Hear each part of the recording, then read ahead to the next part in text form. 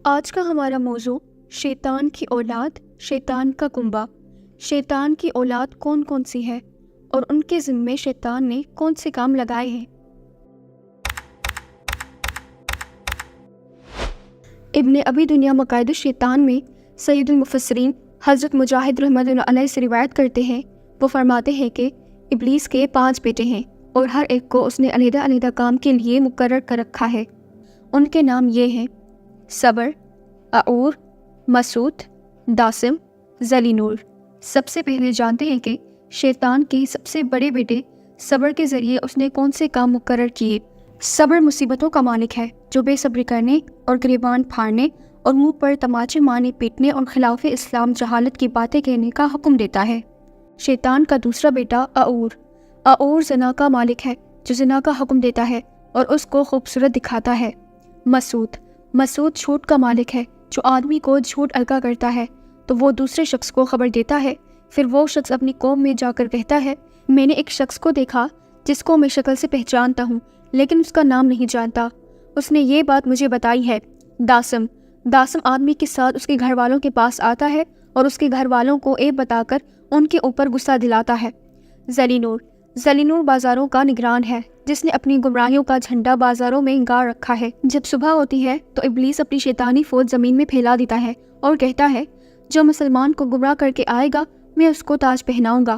جب شیطانوں کا یہ لشکر اپنے اپنے فتنے پھیلا کر شام کے وقت واپس آتے ہیں تو ان میں سے ایک شیطان اپنا کارنامہ سناتے ہوئے کہتا ہے، میں فلاں آدمی کے پیچھے پڑا رہا یہاں تک کہ اس نے اپنی بیوی کو طلاق دے دی، عنقریب وہ دوبارہ شادی کر لے گا، لہٰذا تو نے برا کام نہیں کیا۔ اور شیطان کہتا ہے، میں فلاں آدمی کے پیچھے پڑا رہا یہاں تک کہ اس نے اپنے والدین کی نافرمانی کی، تو شیطان اس کے جواب میں کہتا ہے، عنقریب وہ ان کے ساتھ نیکی اور اچھا سلوک کرے گا، تو نے کوئی برا کام نہیں کیا۔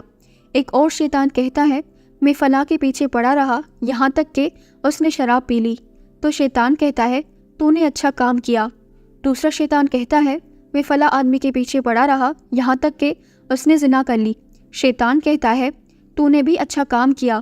پھر ایک اور شیطان آتا ہے اور کہتا ہے، میں فلاں شخص کے پیچھے پڑا رہا یہاں تک کہ اس نے ایک شخص کو قتل کر ڈالا، شیطان کہتا ہے، تو نے ہی تو کام کیا ہے، تو نے سب سے بڑا کارنامہ انجام دیا ہے۔ شیطان کہتا ہے، انسان مجھ پر کیسے غالب آ سکتا ہے؟ جب وہ خوش ہوتا ہے تو میں آتا ہوں اور اس کے دل پر مسلط ہو جاتا ہوں۔ بنی اسرائیل میں 2 آدمی رہا کرتے تھے جن میں سے ایک بہت عبادت گزار اور دوسرا عالم تھا۔ شیطان نے اپنے 5 بیٹوں کو ان کو گمراہ کرنے کے لیے بھیجا۔ انہوں نے اپنی بھرپور کوشش کی لیکن وہ ان کو گمراہ کرنے میں ناکام رہے۔ اس کے 5 بیٹوں اپنے باپ شیطان کے پاس آئے اور کہا، ہم نے بہت کوشش کی لیکن ہم ان کو گمراہ کرنے میں ناکام رہے۔ ابلیس معلوم نے کہا، ان کے لیے میں اکیلا ہی کافی ہوں۔ پھر ابلیس عبادت گزار یعنی عابد شخص کے راستے میں بیٹھ گیا۔ جب عابد شخص سامنے آیا یہاں تک کہ ابلیس کے قریب ہوا تو ابلیس اس کے سامنے بوڑھے آدمی کی صورت میں کھڑا ہو گیا، اپنے ماتھے پر سجدے کا نشان ظاہر کیے ہوئے تھا۔ چنانچہ ابلیس نے عابد سے پوچھا، میرے دل میں ایک سوال ابھر رہا ہے تو میں نے سوچا کہ اس کے متعلق آپ سے پوچھ لوں۔ عابد نے کہا، پوچھو، اگر میرے علم میں ہوگا تو اس کا جواب دے دوں گا۔ شیطان نے کہا، کیا اللہ اس کی طاقت رکھتا ہے کہ آسمانوں، زمینوں، پہاڑوں، درختوں اور پانی کو ایک انڈے میں بغیر انڈے کو بڑا کیے سما دے اور بغیر ان مخلوقات کو چھوٹا کیے؟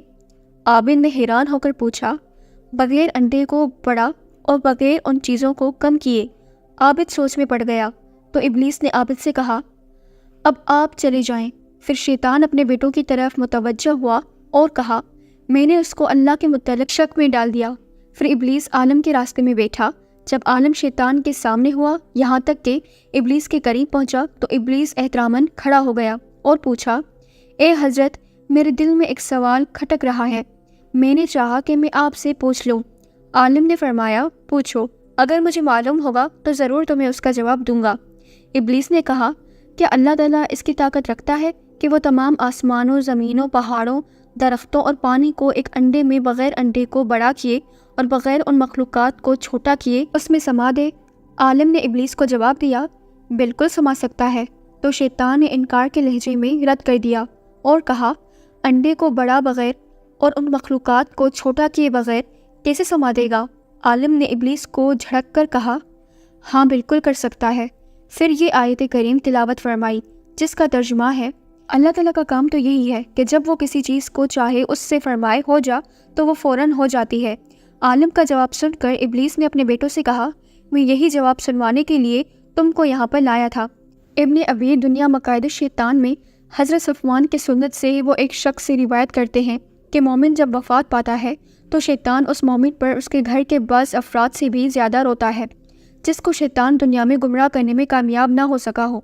رسول اللہ صلی اللہ علیہ وسلم نے ارشاد فرمایا، جب انسان آیت سجدہ تلاوت کرتا ہے تو شیطان اس سے دور ہٹ کر رونے لگتا ہے اور کہتا ہے، ہائے افسوس، انسان کو سجدے کا حکم دیا گیا تو اس نے سجدہ کیا اور اس کو جنت مل گئی، اور مجھے بھی سجدے کا حکم دیا گیا تھا تو میں نے نافرمانی کی اور مجھے دوزخ ملی۔